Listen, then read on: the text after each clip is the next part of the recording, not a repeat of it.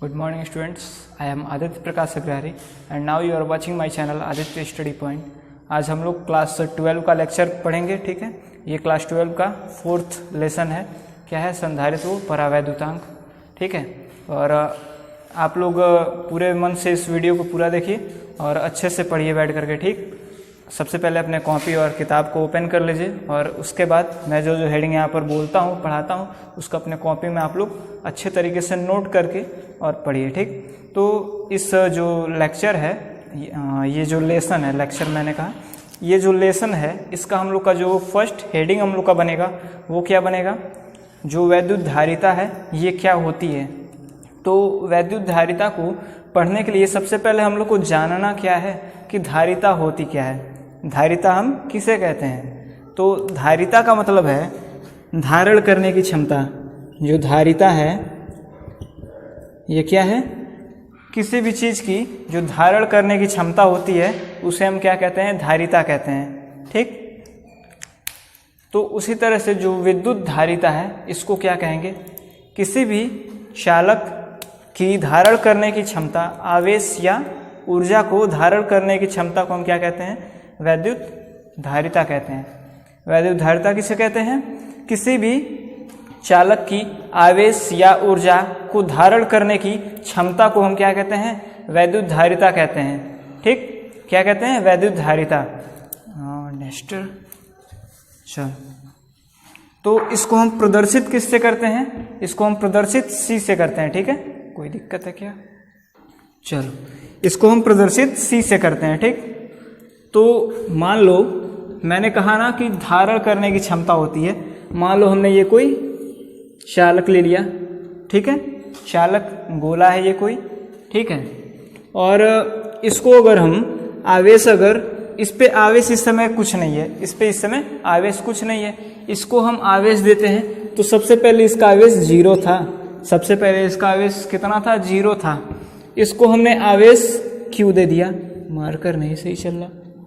इसको हमने आवेश Q दे दिया। ठीक, अब इस आवेश Q देने के कारण इस पे जो विभव है वो V हो जाता है।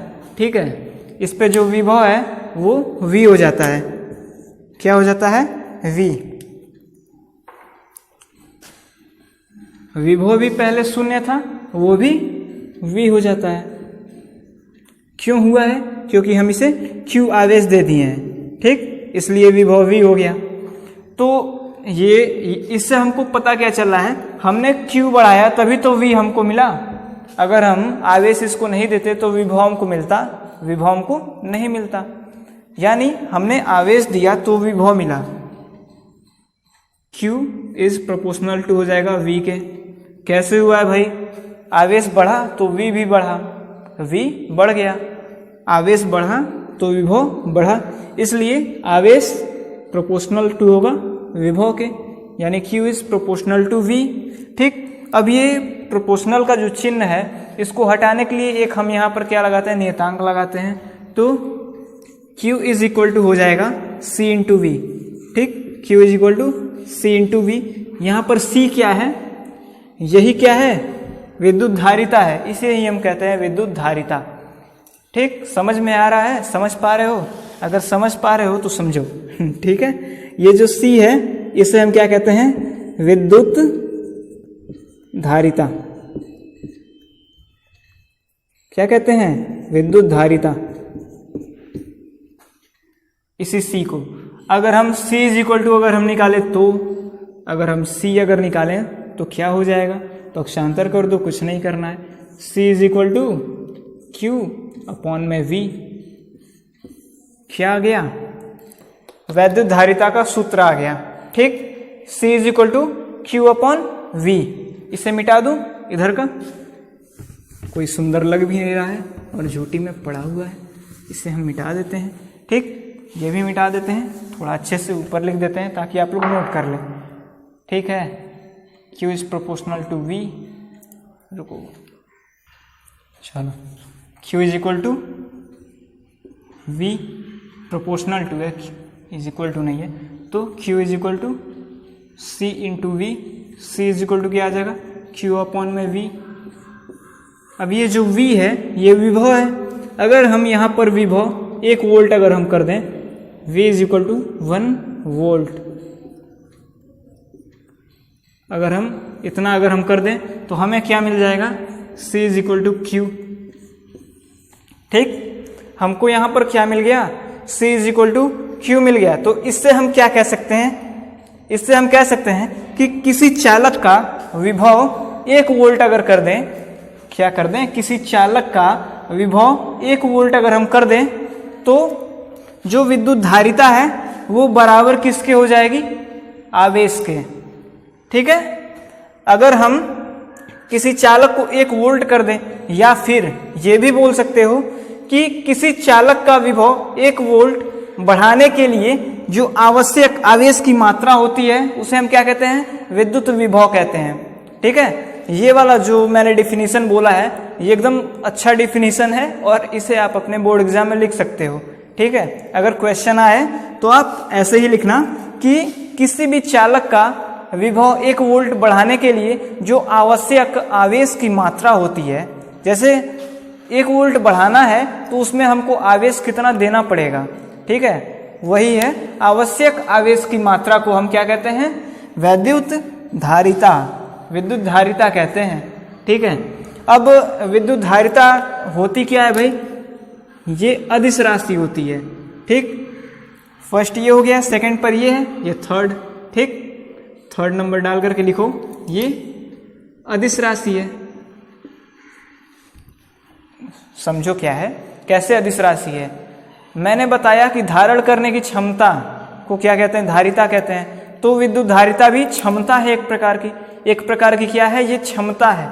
जब ये क्षमता है तो इसमें दिशा कहाँ से आ गया भाई, दिशा का कोई इसमें ज्ञान हो ही नहीं रहा है, क्योंकि ये एक क्षमता है तो इसमें दिशा है ही नहीं, इसलिए ये क्या हो जाएगा, ये हो जाएगा अदिश। ठीक, अदिश हो गया। इसके बाद ये क्या हम फोर्थ पर हम बोल सकते हैं, ये हमेशा धनात्मक होता है। ठीक, ये क्या होता है, ये धनात्मक होता है, ऋणात्मक नहीं होता है। ठीक है, ये सदैव धनात्मक होता है। ऐसे आप लोग लिख सकते हो कि विद्युत धारिता सदैव धनात्मक होती है। अब फिफ्थ पर इसका जो मात्रक है, मात्रक हम कैसे निकालें, कैसे निकालें ये सोच रहे हो, तो यहाँ पर देखो, ये हमने इसका सूत्र लिखा है ना, फॉर्मूला है Q/V। तो Q इज इक्वल टू होता क्या है, मात्रक लिख लोगे Q क्या है, आवेश है, आवेश प्रति वोल्ट। क्या है ये, विभव है ना। तो इसको किससे लिखते हैं, आवेश कह रहा हूं, ये आवेश का जो मात्रक होता है वो क्या होता है, कूलाम होता है। ठीक, कूलाम प्रति में बटे में V है, V विभव होता है, विभव का मात्रक क्या होता है, वोल्ट होता है, तो कूलाम प्रति वोल्ट। ठीक, अब इसका एक और मात्रक होता है, एक और मात्रक क्या होता है भाई, एक और मात्रक होता है फैरेड। ठीक, फैरेड ये भी एक मात्रक है और ये इसका बहुत बड़ा मात्रक है। अभी हम बताएंगे, आगे वीडियो देखते रहो, बताएंगे कि फैरेड कितना बड़ा मात्रक है इसका। ठीक है, सब बताएंगे, बस सब्र बना करके रखे रहो। ठीक है, और ये जो फैरेड है मैंने बताया कि ये बहुत बड़ा मात्रक है, और अगर हम कहें कि 1 माइक्रोफैरेड इज इक्वल टू होता है 10⁻⁻6 फैरेड।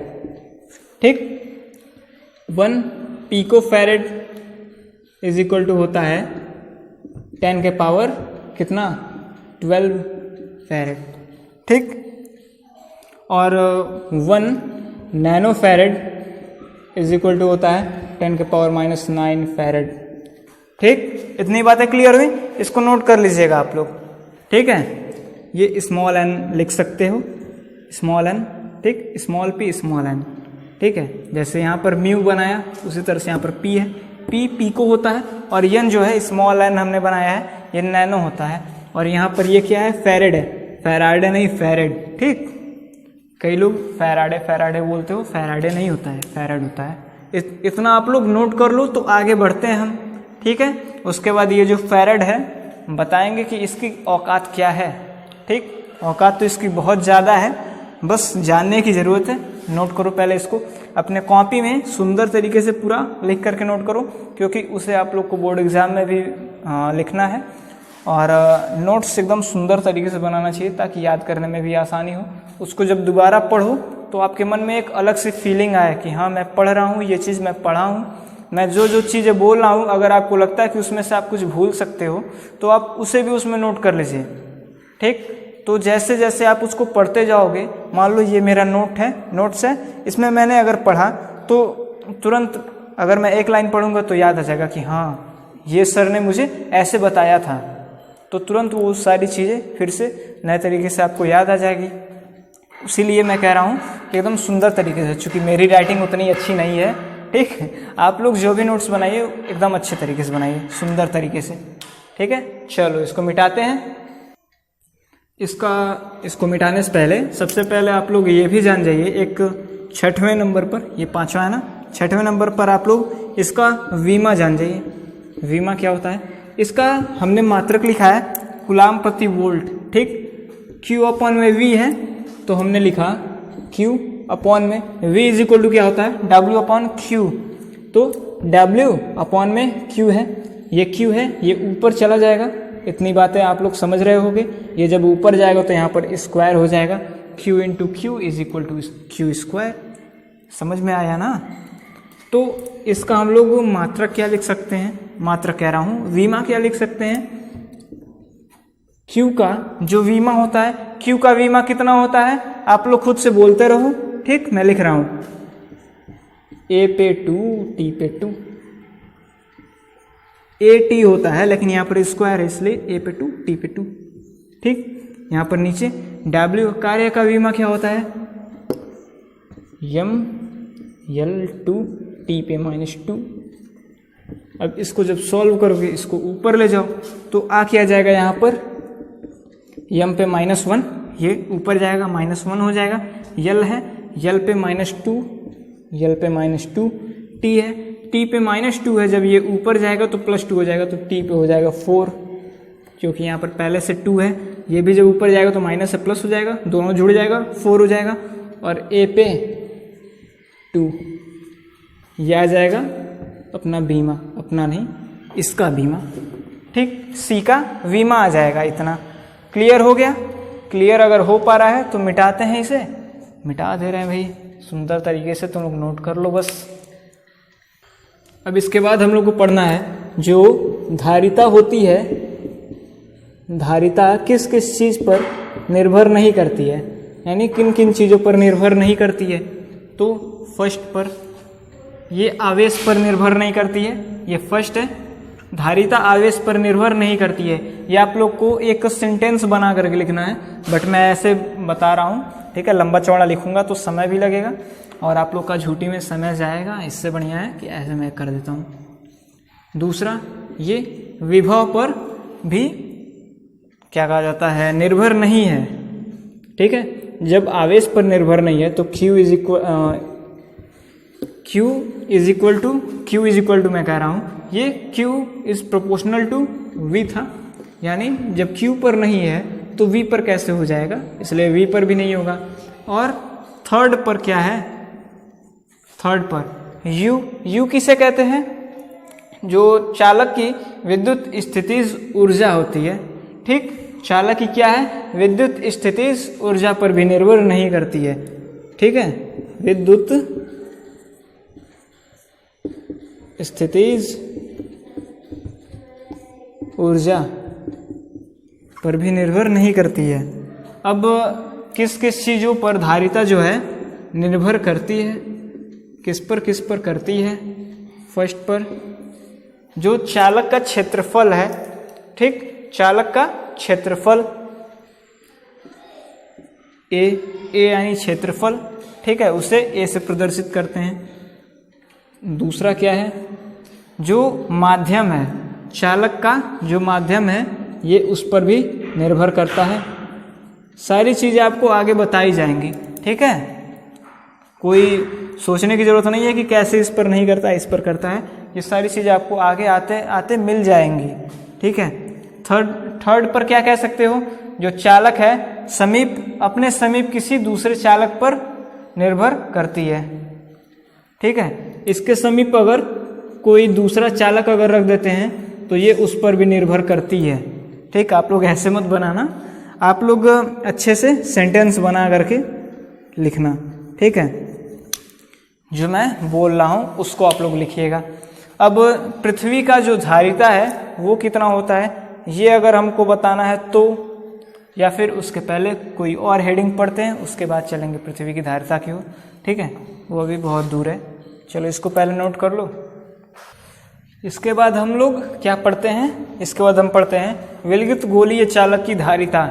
ठीक, क्या विलगित गोलीय चालक की धारिता, आप लोग हेडिंग अपने कॉपी में लिखो पहले, विलगित गोलीय चालक की धारिता। ठीक है, ये क्या होती है, ये किस खेत की मूली है भाई, इसको भी देखते हैं। तो मान लो ये कोई गोलीय चालक है, बहुत बड़ा है, इसको हम छोटा बनाएंगे। ठीक है, इसको हम क्या करते हैं, इसको छोटा बनाते हैं भाई। ये है, ये धनावेशित है, मान लो कि ये धनावेशित है। ठीक है, इसकी जो त्रिज्या है वो क्या है, वो है ए, स्मॉल ए। ठीक, जो त्रिज्या है वो हमने क्या मानी है भाई, हमने मानी है स्मॉल ए। तो चालक का विभव, चालक का विभव क्या हो जाएगा, v इज इक्वल टू 1/, क्या पढ़ा था आपने, 4 pi epsilon not q upon में r। ठीक है, यहाँ पर r का मान हमने क्या माना है, a माना है, r का मान a दिया हुआ है, small a। v is equal to 1/4 pi epsilon naught into q upon में a, स्मॉल a। इसको इक्वेशन फर्स्ट हमने बना दिया। अब हम विद्युत धारिता जो है, विद्युत धारिता हम कहते किसे हैं, C is equal to Q upon V, C is equal to Q upon में V। ये जो V है इसका मान समीकरण 1 का मान इसमें रखने पर क्या हो जाएगा, देखो क्या होता है, C is equal to Q upon में 1/4 पाई एप्सिलॉन नॉट इंटू क्या है, Q है, Q है भाई, Q लिख देते हैं, अपॉन में A है। ठीक, अब क्या होगा, अब होगा क्या, जो होना है वही होगा, Q से Q कैंसिल होगा। ठीक है, और ये जो नीचे वाला है इसको हम ऊपर ले जाते हैं, तो C इज इक्वल टू हो जाता है 4 pi epsilon naught into A। Clear हुआ, हो गया क्लियर कि नहीं हुआ, नहीं हुआ। देखो क्या है, जो C है ये किसी विलगित गोलीय चालक के लिए विद्युत धारिता हमने निकाली है। ठीक, हमने हेडिंग जो डाला था वो हम निकाल चुके हैं। ठीक है, ये क्या है, ये है निर्वात के लिए है। किसी अगर माध्यम के लिए अगर निकालें तो क्या होगा भाई, किसी माध्यम के लिए C is equal to 4 pi epsilon naught into क्या होता है, K हो जाता है, K इंटू A। तो यहाँ पर जो C है वो प्रोपोर्शनल है A के, यानी क्या है, जो मैंने आप लोग को बताया था, जो धारिता होती है, धारिता क्या है, क्षेत्रफल के अनुक्रमानुपाती है। क्षेत्रफल बढ़ेगा तो धारिता बढ़ेगा। ठीक, धारिता निर्भर करती है किस पे, क्षेत्रफल पे। यानी अगर मान लो ऐसे समझो, ये A पर निर्भर कर रही है, यानी ये क्या है, ये त्रिज्या है, इसकी A अगर बढ़ाओगे तो ये गोला बढ़ेगा, यानी इसका क्षेत्रफल भी बढ़ेगा। जब क्षेत्रफल जब बढ़ेगा तो क्या होगा, इसकी जो धारिता है, जो धारण करने की क्षमता है वो भी बढ़ जाएगी। कैसे बढ़ जाएगी, समझो।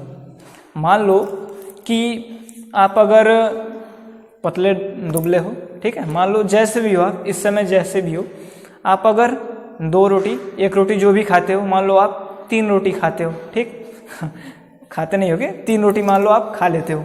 ठीक है, तो 3 रोटी अगर आप खा लेते हो, आप इस समय आपके जो पेट का जो क्षेत्रफल है वो कितना है, मान लो अगर इस समय जितना है उसके अनुसार आप 2 या 3 रोटी खा लेते हो। अगर आपके पेट का क्षेत्रफल अगर बड़ा कर दिया जाए, मान लो, ठीक है, अगर मोटे हो जाते हो तो उस समय आप कितना खाओगे? उस समय 50-60 रोटी अगर खा लेते हो तो वही चीज़ है, ठीक है। यानी आपके पेट को अगर बड़ा कर दिया जाए तो उसमें जो रोटियों को धारण करने की क्षमता होगी, यानी रोटियों को भरने की जो क्षमता होगी, वही क्या है? उस पेट का धारिता हो जाएगा, ठीक है। वो क्षेत्रफल पर निर्भर कर रहा है, ठीक। कोई भी मटका है, उसमें अगर जल अगर भरते हो, ठीक है, तो उसमें जितना जल आएगा, और अगर उस मटके को अगर बड़ा कर देते हैं और फिर उसमें जल भरते हैं तो उसमें ज़्यादा जल आ जाएगा, यानी ज़्यादा पानी आ जाएगा। उसी तरह से ये भी है, ठीक है। क्षेत्रफल बड़ा करोगे, अगर क्षेत्रफल को अगर बड़ा कर दोगे तो उसमें आवेश की जो धारण करने की क्षमता है वो ज़्यादा हो जाएगी, ठीक है। इसमें एक चीज़ और है, ये जो C है ये प्रोपोर्शनल है K के। ये क्या है भाई? जो C है वो अनुक्रमानुपाती है परावैद्युतांक के, ठीक है। परावैद्युतांक अगर बीच में अगर बढ़ा देते हो तो C क्या है? वो भी बढ़ जाएगा। अगर हटा देते हो यानी परावैद्युतांक 0 हो जाएगा, ठीक है। परावैद्युतांक कम होगा तो C भी कम हो जाएगा। समझे? इस बात को आप लोग नोट कर लीजिए, उसके बाद हम आगे बढ़ते हैं, ठीक है। अब बात आ गई भाई परावैद्युतांक की, तो इस पे हमको कुछ फॉर्मूला तो बनता है भाई, फॉर्मूला लिखना बनता है बात जब परावैद्युतांक की आ गई तो, ठीक है। तो परावैद्युतांक का जो फार्मूला होता है क्या है भाई? मान लो C एयर, ठीक है, जो धारिता है वैद्युत धारिता वो अगर हवा में है, एयर में है, तो उसका क्या हो जाएगा? 4 pi epsilon naught into A, ठीक। Equation first. C मीडियम क्या हो जाएगा? यानी किसी माध्यम में 4 pi epsilon naught into K into A, second. Equation first. Equation 2। Equation जो फर्स्ट है, समीकरण फर्स्ट को 2 में भाग करने पर, ठीक है, 2 का 1 में भाग करने पर क्या हो जाएगा? CA अपॉन में CM is equal to 4 pi epsilon naught A upon में 4 pi epsilon naught into K into A, ठीक। यहाँ पर क्या क्या कैंसिल हो रहा है? इससे ये कैंसिल हो गया, A से A कैंसिल हो गया। CA अपॉन में CM is equal to 1 upon K। K is equal to क्या हो जाएगा? K इज इक्वल टू हो जाएगा C मीडियम अपॉन में C एयर।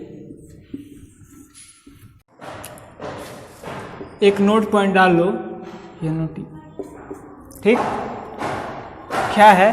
2 गोलीय चालकों की धारिता, ठीक है। 2 विलगित गोलीय चालकों की धारिताओं का तुलना अगर हम करते हैं तो क्या होता है? हमने 2 चालक ले लिया, दिखाई दे रहा है ना? दिखाई दे रहा है। चलो, ये A1 है, यहाँ पर एक और ले लिया, ये क्या है? A2 है, ठीक। यहाँ पर क्या करते हैं? इसके लिए C1 is equal to 4 pi epsilon naught into A1 हो जाएगा। C2 is equal to 4 pi epsilon naught A2। ये इक्वेशन सेकंड हो जाएगा, ठीक है। इक्वेशन सेकंड हो जाएगा। अब C1 अपॉन में C2 कर देते हैं अगर, तो 4 pi epsilon not A1 upon में 4 pi epsilon naught into A2, ठीक। इससे ये कैंसिल, तो C1 अपॉन में C2 is equal to A1 upon में A2। क्लियर हुआ? समझ में आ गया? चलो, अब इसके बाद जो पृथ्वी की धारिता है इसको नोट कर लो, मिटा दे रहे हैं, लेकिन आप लोग वीडियो को रोक करके नोट कर लीजिए, ठीक है। जो पृथ्वी की धारिता होती है अगर वो अगर निकालें तो मान लो ये कोई पृथ्वी, मतलब कोई नहीं, अपनी पृथ्वी है, ठीक। ये पृथ्वी है अगर, तो विभव क्या हो जाएगा? इसका 0 हो जाएगा, C इज इक्वल टू होता क्या है, Q अपॉन में V होता है। C is equal to Q upon में 0 अगर रख दोगे, V का मान 0 दिया है, विभव पृथ्वी का विभव 0 होता है, तो यहाँ पर भी V का मान 0 रख दोगे तो इज इक्वल टू इनफाइनाइट आ जाएगा। यानी पृथ्वी की धारिता जो है अनंत हो जाएगी, इनफाइनाइट। समझे कैसे हुआ? मान लो जैसे कुछ लोगों को सोच रहे होगे कि इनफाइनाइट ये क्या चीज़ है, कैसे आया है। इनफाइनाइट का अर्थ होता है अनंत, ठीक। अगर Q है, आप इसमें 0 से अगर भाग देते हो तो कैसे दोगे यार? अगर 1 से भाग दोगे तो 1 से गुणा करोगे तो भी 0 आएगा, 2 से करोगे तो भी 0 आएगा, 1 लाख से करोगे तो भी 0 आएगा, 1 करोड़ से करोगे तो भी 0 आएगा। यानी जितनी बार भी गुणा करोगे 0 ही आएगा, क्योंकि ये 0 है। इसलिए ये क्या है, इसका मान हमको क्लियर नहीं हो पाया है, क्लियर हो ही नहीं पाएगा। तो हम मान सकते हैं कि अनंत पर कोई संख्या है जिससे गुणा करने पर ये इसका मान Q आएगा, तो Q से Q कैंसिल हो जाएगा, ठीक। यानी इनफाइनाइट। क्यों समझाया हूँ पता चला? जैसे कुछ लोग हो गए उनको समझ में नहीं आया होगा, क्योंकि हमको सब कुछ लेकर के चलना है ना, केवल 1 या 2 लोगों को लेकर के तो चलना नहीं है, सबको लेकर के चलना है, तो सबको समझ में आना चाहिए ना। इसलिए इसको नोट कर लो और अच्छे से समझो यार, ठीक।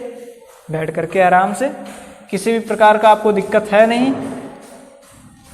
नोट कर लिए? चलो अब इसके बाद देखते हैं, अगर हम पृथ्वी को गोलीय चालक मान लेते हैं तो उसकी धारिता क्या होगी। पृथ्वी को गोलीय चालक मान करके उसकी धारिता, ये एक हेडिंग आप डाल लीजिए नोट करके, नोट पॉइंट है, ठीक। पृथ्वी को गोलीय चालक मान करके उसकी धारिता निकालनी है, तो C इज इक्वल टू कितना होता है? बहुत ज़्यादा स्पीड में बोल दिया। C इज इक्वल टू क्या होता है? 4 pi epsilon naught into A, ठीक। यहाँ पर जो पृथ्वी की त्रिज्या है, आप लोग फर्स्ट ईयर में पढ़े होंगे, अगर नहीं याद आ रहा है तो कोई बात नहीं है, फिर बता देते हैं। A इज इक्वल टू होता क्या है, उसी के लिए तो बैठे, अगर ना आए तो जानो, ठीक। A इज इक्वल टू क्या होता है? 6.4 इंटू 10 टू पावर क्या होता है? 6 होता है मीटर, ठीक। और उसके बाद क्या हो जाएगा? C इज इक्वल टू, यहाँ पर 4 पाई एप्सिलॉन नॉट है ना, तो 4 पाई एप्सिलॉन नॉट है, तो ऐसे ही लिख लो सबसे पहले, उसके बाद बताते हैं भाई, ठीक। Into 6.4 into 10 to power 6। यहाँ पर देखो 1/4 पाई एप्सिलॉन नॉट इंटू नहीं रहता, इज इक्वल टू होता क्या है? 9 इंटू 10 टू पावर 9 होता है। लेकिन अगर यही अगर दे दे, ये अगर दे दे और बटे में ना रहे, ये उसी तरह से रहे, बस 4 पाई एप्सिलॉन नॉट रहे, तो ये वाला जो टर्म है इसको ऊपर ले जाओ, और जो ये वाला टर्म है इसको यहाँ पर ले आओ, तो क्या हो जाएगा?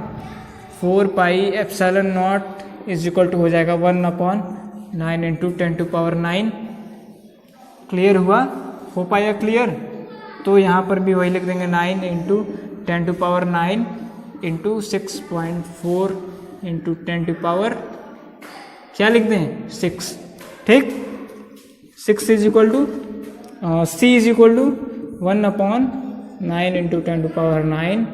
यहाँ पर क्या लिख देते हैं? 64 इंटू 10 टू पावर 5 हम कर देते हैं भाई, ठीक। 10 टू पावर 5 हमने कर दिया। कैसे किया है? यहाँ पर एक घात यहाँ से हटा दिया, यानी 1 10 निकल करके इसमें गुणा हो गया।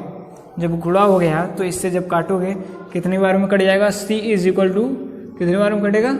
7.11 इंटू 10 टू पावर -4, ठीक। इसको ऐसे लिख सकते हो, C is equal to 711 into 10 to power क्या हो जाएगा? -6 farad. C is equal to 711 into नहीं लिखो, माइक्रो फैरेड, ये भी लिख सकते हो। हमने पढ़ा था 1 micro farad is equal to 10 to power -6 farad. 10 to power -6 है तो उसको माइक्रो फैरेड कर सकते हो, लिख सकते हो। इतना हो गया तो नोट कर लो। अब इसके बाद एक क्वेश्चन कर लेते हैं। क्वेश्चन क्या है इसको नोट कर लो, मैं मिटा रहा हूँ बट आप लोग वीडियो को रोक करके इसको नोट कर लीजिए, ठीक। और वीडियो को शेयर भी कर दीजिएगा आप लोग, अगर अच्छा लगे तो लाइक ज़रूर कीजिएगा, और अगर नए व्यूअर हो तो सब्सक्राइब ज़रूर कीजिए, ठीक। हमारा भी ये जो चैनल है ये अभी नया ही है, बहुत आगे तक अभी नहीं पहुंच पाया है, लेकिन उम्मीद है कि इसी तरह से लगे रहे तो एक दिन ज़रूर बहुत आगे तक जाएगा ये चैनल। इसलिए लगे हुए हैं, मेहनत कर रहे हैं, और आप भी लोग मेहनत कीजिए, ठीक। और लगातार आप लोग के लिए वीडियोज़ इस पे आ रहे हैं, हम आप लोगों के लिए लगातार वीडियोज़ बना रहे हैं, ठीक है। जब मैं आप लोग के लिए इतना मेहनत कर रहा हूँ तो आपको भी तो कुछ करना चाहिए, आपका भी तो दायित्व बनता है कुछ करने का, हमारे प्रति आपका कुछ दायित्व बनता है कि नहीं बनता है। अगर दायित्व बनता है तो लाइक, सब्सक्राइब और शेयर ज़रूर कर दीजिएगा, ठीक है। चलिए, वीडियो के बीच में बोलना सही नहीं है, अभी आप लोग का ध्यान जो है टूट जाएगा, इसलिए अपने हेडिंग पर ही हम लोग रहते हैं। जो क्वेश्चन है क्या कह रहा है कि क्या किसी चालक की जो धारिता है 1 फैरेड हो सकती है? क्या किसी चालक की जो धारिता है 1 फैरेड हो सकती है? किसी चालक की धारिता 1 फैरेड होने के लिए क्या कंडीशन होती है ये हमको बताना पड़ेगा। जो C = कह रहा है 1 फैरेड कह रहा है, ठीक। C = 1 फैरेड हो सकता है कि नहीं हो सकता है, बताओ। हो सकता है, कैसे होगा भाई, बताना पड़ेगा ना। तो 1/4πε0 × A ये फॉर्मूला होता है। C = 1 कैरा रखने के लिए रख दो भाई, क्या दिक्कत है। इसका मान होता है 9 × 10⁹ × A, ठीक। A का मान हमको पता नहीं है, A हमको फाइंड करना है। A = क्या हो जाएगा, ये त्रिया गुणा हो जाएगा 9 × 10⁹ मीटर। A = और क्या लिख सकते हो, 9 × 10⁷ किलोमीटर। A = हो कितना जाएगा, 19 लाख, 90 जो 90 लाख किलोमीटर हो जाएगा, 90 लाख, ठीक। क्या पृथ्वी का जो त्रिज्या है 90 लाख है? अगर है तो, नहीं है तो, ठीक है। ये मैं आप लोग से पूछ रहा हूँ, कमेंट कर दीजिएगा। इसके पहले मैंने आप लोग को बताया था, देखो कौन बड़ा है कौन छोटा है, क्या है क्या नहीं है, ठीक है। और उसके बाद कमेंट कर दीजिएगा। अगर कमेंट नहीं कर पाते हो तो व्हाट्सअप नंबर है ना, उस पर लिख करके भेज दीजिएगा। लगातार आप लोग के रिप्लाई आते रहते हैं व्हाट्सअप पे, मैं सबका देखता भी हूँ, सबका चेक करता हूँ, ठीक है। कितनी भी दिक्कत हो लेकिन सबका चेक करता हूँ एक बार, तभी मुझे चैन मिलता है, क्योंकि आप लोग को पढ़ा रहा हूँ तो जो भी है रिस्पॉन्स मिलना चाहिए उसका। और आप लोग लगातार होमवर्क जो भी मैं देता हूँ वो आप लोग सॉल्व करके कभी कमेंट करते हो। अगर जो लोग कमेंट नहीं कर पाते हैं वो लोग मेरे पास व्हाट्सअप करते हैं, ठीक। तो उससे मुझे लगता है कि हाँ, मैं पढ़ा रहा हूँ तो कुछ फ़र्क पड़ रहा है, कुछ लोग सीख पा रहे हैं मुझसे, ठीक। तो इसलिए आप भी लोग कर सकते हो आराम से, जितने भी हो। ये क्वेश्चन हो गया, इसके बाद आगे चलते हैं। चलें, नाराज़ तो नहीं हो गए? अगर चले तो चलो, चले ही चलते हैं, आगे चलते हैं, चले जाते हैं, ठीक। आगे चलते रहो, बस आगे बढ़ते रहना चाहिए हमेशा। इसके बाद किसी चालक की विद्युत स्थितिज ऊर्जा होती क्या है, ये हमको बतानी है, उसका डेफिनेशन इसलिए हमको बताना पड़ेगा। किसी चालक की विद्युत स्थितिज ऊर्जा क्या होती है? तो किसी चालक में आवेश देने के लिए जो कार्य किया जाता है वो कार्य क्या होता है, उसमें ऊर्जा के रूप में संचित हो जाता है, ठीक। किसी चालक में आवेश देने के लिए जो हम लोग कार्य करते हैं, या फिर आवेश जब हम देते हैं तो जो हम कार्य करते हैं वही कार्य ऊर्जा के रूप में संचित हो जाता है, उसे हम क्या कहते हैं, चालक की विद्युत स्थितिज ऊर्जा कहते हैं। इसको प्रदर्शित किससे करते हैं, इसको U से प्रदर्शित करते हैं। किससे? U से, ठीक। इसका जो मात्रक है क्या है, मात्रक 2 मात्रक लिख सकते हो, जूल अर्ग, 2 मात्रक है, 2 लिख सकते हो, ठीक।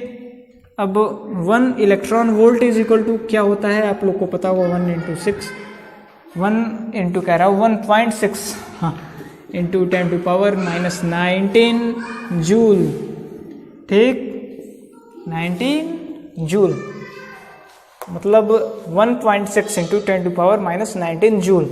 अब अगर हमको इसका फॉर्मूला निकालना हो तो क्या करेंगे भाई, U का मान अगर पूछता है कि कैसे निकालेंगे, तो उसके लिए एक फार्मूला हमको चाहिए होगा।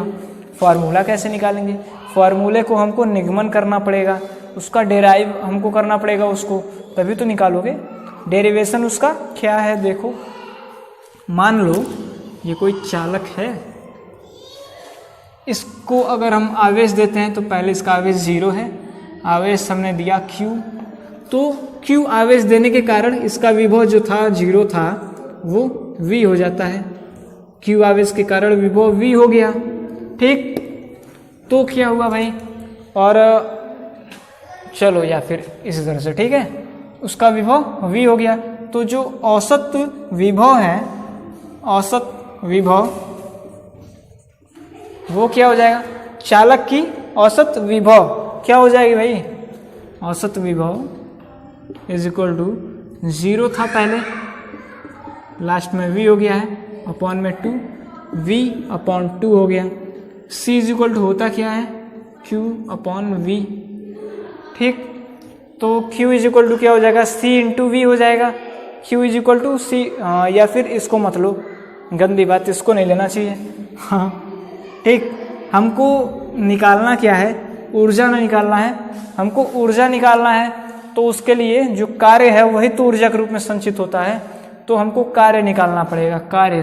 तो W इज इक्वल टू क्या होता है, W is equal to V into Q होता है। कैसे होता है भाई, V इज इक्वल टू विभव का सूत्र आपने पढ़ा था, V इज इक्वल टू क्या होता है, W अपॉन Q, तो W is equal to V into Q हो जाएगा। यहाँ पर V का मान हमने यहाँ पर निकाला है, V अपॉन में 2, V है ये, V अपॉन में 2 इंटू Q, ठीक, W है। अब यही जो कार्य है यही ऊर्जा के रूप में संचित हो जाता है, तो U is equal to V into Q upon में 2, फॉर्मूला मिल गया भाई। अब एक तरफ हम क्या कर सकते हैं, चूंकि Q is equal to C into V था, Q is equal to C into V था, पढ़ा है आपने कि नहीं पढ़ा है, पढ़ा है ना। तो Q के स्थान पर C इंटू V कर सकते हो, तो U इज इक्वल टू क्या है, V इंटू Q है, Q का मान यहाँ पर रख दो भाई, C इंटू V अपॉन में 2, क्या आ गया, V square into C upon में 2, ठीक। अब V स्क्वायर जो है उसका भी आप यहाँ पर मान रख सकते हो। V इज इक्वल टू क्या होता है, V इज इक्वल टू होता है Q अपॉन में C होता है, तो U इज इक्वल टू क्या हो जाएगा, ये भी एक फॉर्मूला है, इसको भी नोट करना है, ठीक।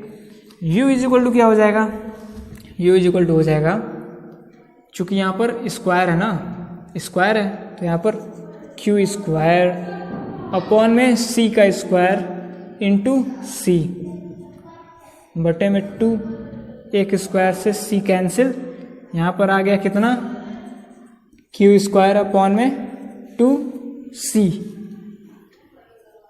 समझे, क्लियर हुआ, उसको नोट कर लो। या फिर इसको ऐसे भी लिख सकते हो, U is equal to 1 upon 2 into Q square upon में C, ठीक। इतना क्लियर हुआ, क्लियर हो पाया है तो नोट कर लो। इसको मैं मिटाता हूँ, आप लोग वीडियो को रोक लो, ठीक, उसके बाद स्क्रीनशॉट लो या फिर नोट करो, आपकी जो इच्छा हो वो करो, ठीक। बस ध्यान से पढ़ते रहो और आगे बढ़ते रहो। चलो अब वीडियो को यहीं पर रोकते हैं, इसके आगे की जो भी चीज़ है वो अगले लेक्चर में, ठीक। और इसकी जो प्रीवियस लेक्चर आप लोग को मिल चुके हैं उन सभी लेक्चरों को आप लोग आशा करते हैं कि देख चुके होंगे, पर कुछ नए बच्चे होंगे जो जुड़े होंगे और जल्द ही अगर जुड़े हो तो पहले के जितने भी लेक्चर हैं उन सभी लेक्चरों को आप लोग देख लीजिए, ठीक। उन सबको आप देख करके फिर इसको देखिए तो आप लोग को अच्छे से समझ में आएगा। विभव पता ही नहीं रहेगा तो ये आप लोग कैसे पढ़ोगे। इसमें कई जगह मैंने विभव कहा, विभव आपको पता अगर रहेगा तो ही तो जान पाओगे। अगर विभव पता नहीं रहेगा तो दिक्कत हो जाएगी। इसलिए पहले उसको पढ़ लो, पहले उसको पढ़िए, फिर इसे आप लोग ईजिली आराम से पढ़ लीजिए, कोई दिक्कत नहीं होगा, ठीक है। तो यहीं पर रोकते हैं, यहीं पर ख़त्म करते हैं वीडियो, और इसके बाद आगे जो भी आएगा उसमें हम लोग पढ़ेंगे, ठीक है। और एक और चीज़ है, मैं आप लोग से हमेशा कहता रहता हूँ कि जहाँ भी आप कोचिंग सेंटर या कॉलेजेस में पढ़ते हो, हर बच्चों को हमारे चैनल से जोड़ने का प्रयास कीजिए। वीडियो को लाइक ज़रूर कर दीजिएगा, और अगर सब्सक्राइब अगर नहीं किए, नए व्यूवर हैं तो सब्सक्राइब भी कर दीजिएगा, ठीक है। बस बाकी कुछ नहीं कहूँगा, चलते हैं, ठीक। ज़्यादा समय हो जाएगा, चलते हैं। गुड बाय, टेक केयर, चलो।